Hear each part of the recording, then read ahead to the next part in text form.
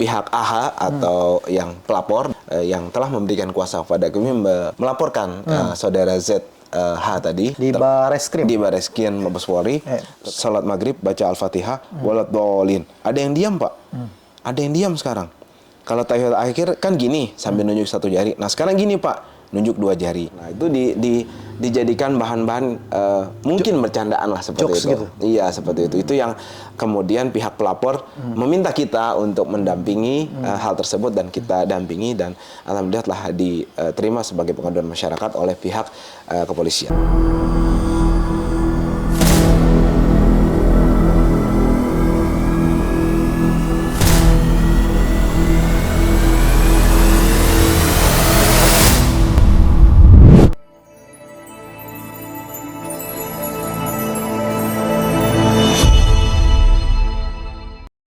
Assalamualaikum warahmatullahi wabarakatuh.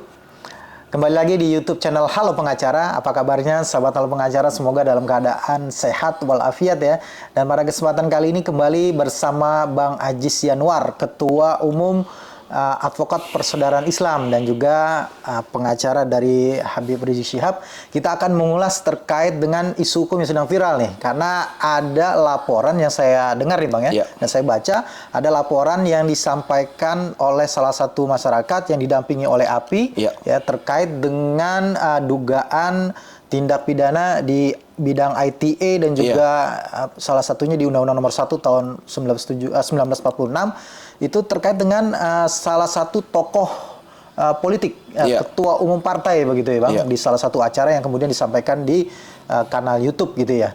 Benar nggak Bang? Ada salah satu ketua umum partai berinisial ZH itu dilaporkan ke polisi Bang? Iya betul. Dan terkait apa Bang? Iya, jadi yang dilaporkan itu adalah yang melaporkan dulu ya. Yang laporan ada inisial AH.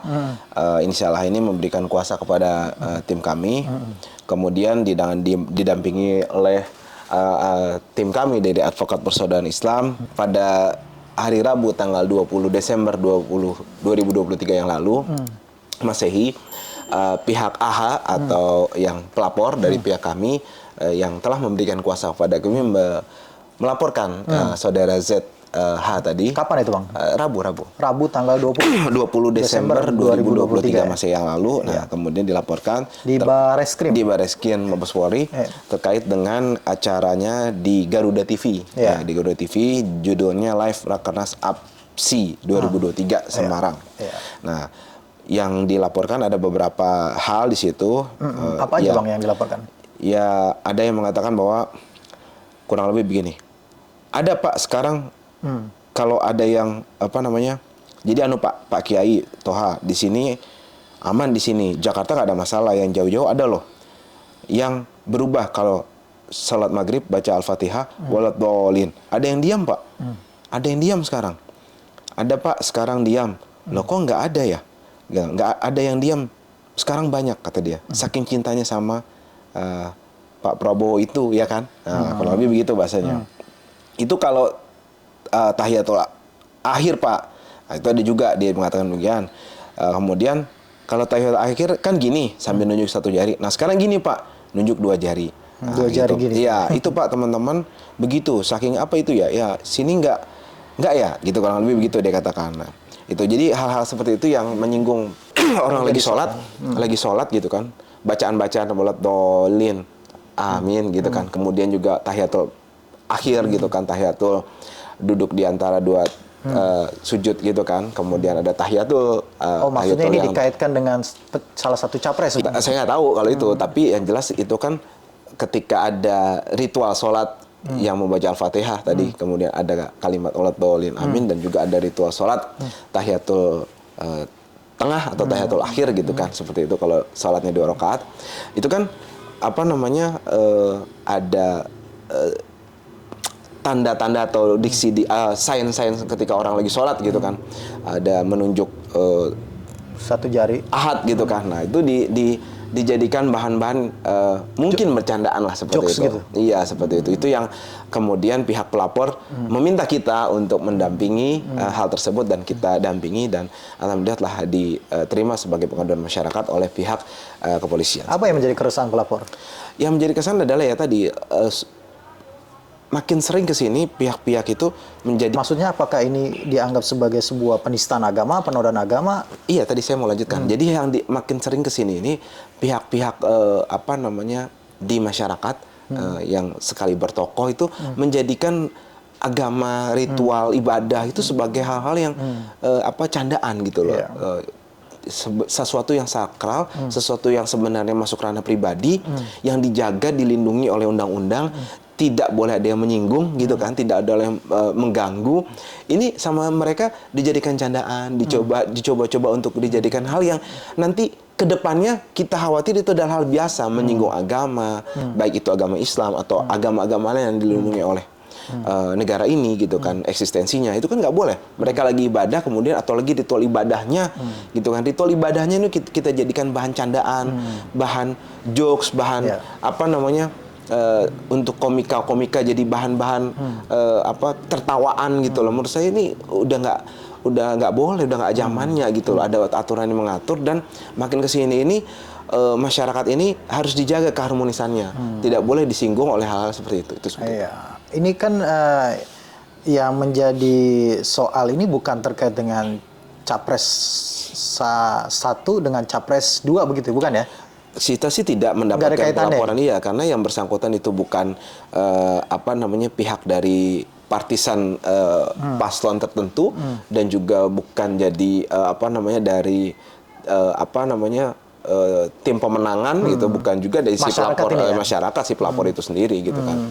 Adapun melalui pilihan politik dia itu urusan dia dan kita tidak singgung itu di pelaporan ataupun di berbagai pernyataan terkait dia. Kenapa kemudian dicatat sebagai Dumas pengaduan masyarakat? Iya, kita berpikir positif aja bahwa pihak kepolisian masih mendalami hal tersebut dan melihat apakah ini ada unsur pidananya. Tapi yang jelas kita sampaikan di situ. Jadi kalau kita mendampingi itu jelas ada apa pasal yang dituduhkan itu apa yang dilanggar, kemudian juga ada kronologisnya, ada barang buktinya, artinya jelas gitu. Pasalnya apa, Pak? Yang dilaporkan pada saat itu, Bang? Yang dilaporkan adalah pasal 14 Undang-Undang Nomor 1 Tahun 46 tentang peraturan hukum pidana, kemudian pasal 28 Junto ayat 2, pasal 28 ayat 2, Junto pasal 45A ayat 2 Undang-Undang Nomor 19 Tahun 2016 tentang perubahan Undang-Undang Nomor 11 Tahun 2008 tentang informasi dan transaksi elektronik seperti itu.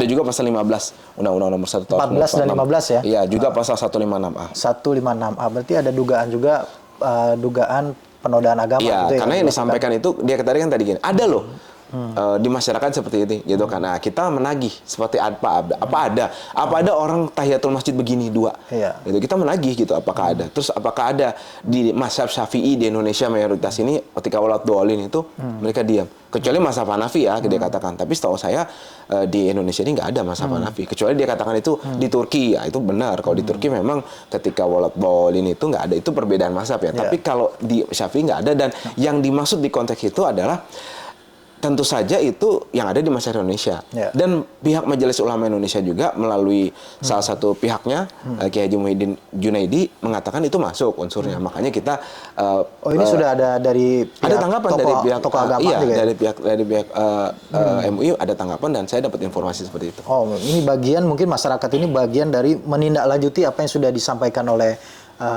pihak MUI kemudian dilaporkan ke Mabes Polri gitu. Betul. Ya. Harapannya apa, Bang? Ya harapannya yang pertama pihak kepolisian memproses. Kemudian ini jadi efek jerah. Yang ketiga ini tentu saja bagian dari penegakan hukum. Ya equality before the law. Yang satu dihukum, misalnya satu enggak.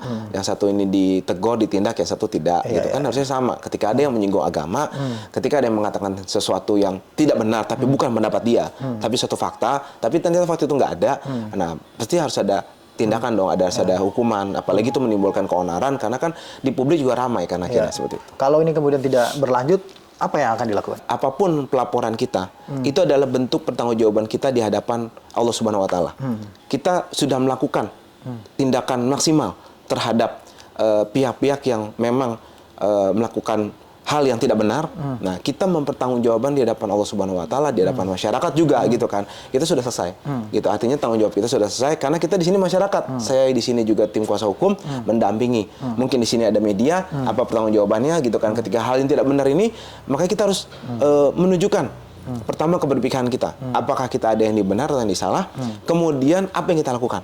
Gitu kan. Apakah kita hanya melakukan dengan hati padahal lebih dari itu kita mampu gitu kan. Kecuali saya aparat. Kalau saya aparat penegak hukum yang punya yurisdiksi, yang punya kewenangan mungkin akan lebih gitu kan. Begitu juga media, apa yang bisa mereka lakukan. Ya, baik Mang Haji, terima kasih atas Sama-sama. waktu dan kesempatannya dan ulasannya juga, dan terima kasih juga kepada sahabat Halo Pengacara yang sudah menyaksikan video ini sampai dengan selesai. Jangan lupa dukung terus Halo Pengacara, subscribe YouTube channel Halo Pengacara dan nyalakan loncengnya supaya terus mendapatkan update video-video terbaru dari Halo Pengacara. Terima kasih. Salam Halo Pengacara. Assalamualaikum warahmatullahi wabarakatuh. Assalamualaikum warahmatullahi wabarakatuh.